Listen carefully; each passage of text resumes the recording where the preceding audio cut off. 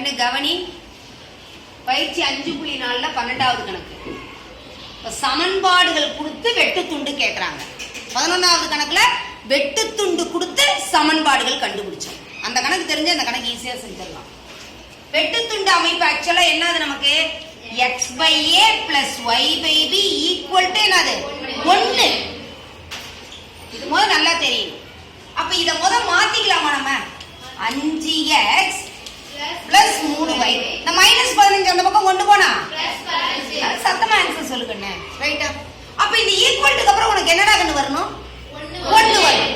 அப்ப ஒவ்வொன்றையும் எதால வகுத்துக்கலாம், நீ எதால டிவைட் பண்ணிக்கலாம் 15ஆல வகுத்துக்கலாம். ரைட்டா? ரைட் இல்லையா? அப்ப இந்த x அப்படியே இருக்கும். டக்கு டக்குன்னு சொல்லு. ஓரஞ்சு. Very good. அடுத்தது பிளஸ் y. அடுத்தது 1. ஒரு 15 ஒரு 15. அப்ப 1 வந்துருச்சாடா கண்ணு? x/a + y/b = 1. இது என்னது a. வெட்டு துண்டு x வெட்டு துண்டு a = 3. இது என்னது b. y வெட்டு துண்டு b = 5. ஆன்சர் எடுத்து எழுதிடணும். சரியா? அதே மாதிரி அடுத்து கரெக்டாடா கண்ணு? புரியுதா புரியலையா? 2x - y = -16. ரைட்டா?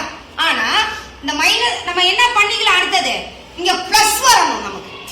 ஒண்ணா -16ஆலையும் நீ வகுத்துக்கலாம், வகுத்தும் போடலாம். புரிஞ்சுதா?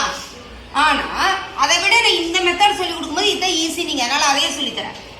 முதல்ல என்ன பண்ணிக்கலாம், மைனஸ் குறிய மாத்திரம் மைனஸால பெருக்கிறோம். ரைட்டா? இப்போ -2x + y = 16. அப்ப இது எதால வகுக்கணும் நம்ம? அப்ப என்ன வருது x y என்ன 8. வெரி குட் கண்ணு. அடுத்தது y/16. அடுத்து என்னது 1. கரெக்டா? கரெக்ட் இல்லையா? அப்ப a என்னது x வெட்டு துண்டு a என்னது y வெட்டு துண்டு b என்னது 16. சூப்பர் கண்ணு. அடுத்தது கவனி. அதே மாதிரி இது எப்படி எழுதிக்கலாம்? 3x + 10y = -4. என்னது அடுத்தது? சொல்லு. 10y = 4. எதால வகுக்கிறோம் நம்ம? டிவைட் பண்றோம். ரைட்டா? ரைட் இல்லையா? இப்ப நல்லா கவனிக்கணும். x by இங்க என்னடா கண்ணு இருக்குது 4. இந்த -3 மல்டிப்ளைல இருக்குதா? அப்ப இங்க வரும்போது என்னவா மாறும்? வகுத்தலாம் மாறும். புரிஞ்சுதா புரியலையா? இங்க மைனஸ் போட்டுக்கிட்டாலும் சரி, இல்ல மேல மைனஸ் போட்டுக்கிட்டாலும் சரி. ரைட்டா? சும்மா இப்போதைக்கு -3ன்னு வச்சுக்கோ. இப்படியே எப்படியே வச்சுக்கோ. அடுத்தது நல்லா கவனி. y by 4. நல்லா கவனி. by என்னது -10. அப்ப இந்த -10 இங்க எடுக்கும்போது கண்டிப்பா இங்க என்னதான் plus. Plus into minus minus. புரிஞ்சுதாடா கண்ணு? அது மாதிரி எழுதும் போது இதை நேர் கோடா போடு, இதை கொஞ்சம் ஸ்லாண்டிங்கா போடு. ரைட்டா? அப்ப கொஞ்சம் புரியும். தப்பெல்லாம் கிடையாது, நேரா போட்டா புரியும். ஈக்குவல் என்னடா கண்ணு 1.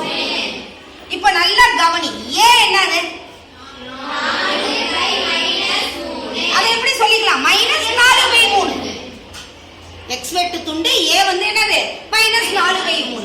அதே மாதிரி y வெட்டு துண்டு -4/10. ஆனா இது என்ன வடிவத்துல எழுதணும்? நீ புரிஞ்சுதா? இது என்ன வடிவத்துல எழுதணும்? எளிய வடிவத்துல. y வெட்டு துண்டு b. எளிய வடிவம் என்னது? b = -2/5.